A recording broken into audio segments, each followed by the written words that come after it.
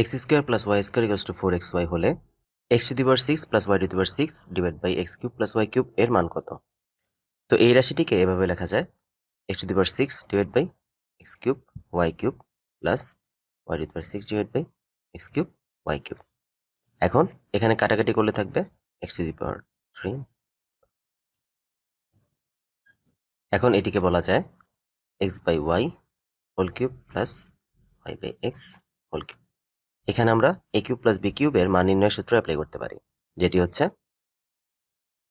a plus b whole cube minus 3 into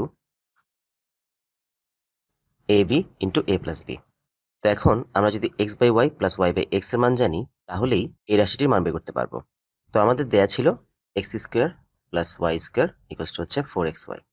আমরা এখানে উভয় পক্ষে এক্স ওয়াই দ্বারা যদি ভাগ করে দিই, তাহলে লেখা যাবে x square by x y plus y square by x y equals to 4xy by x y. অর্থাৎ সবাইকে এক্স ওয়াই দ্বারা ভাগ করে দিলাম। তাহলে এখান থেকে আমরা পাচ্ছি x by y plus y by x equals to 4। That means x by y plus y by x মানে হচ্ছে 4। এখন এই 4 এখানে বসিয়ে দিলে পাবো 4 কিউব মাইনাস, এটি কাটা চলে যাবে 3 ইন্টু 4। 4কে কিউব করলে আসে 64 মাইনাস 12, দ্যাট মিনস অ্যান্সার হচ্ছে 52। অর্থাৎ কারেক্ট অ্যান্সার খ 52।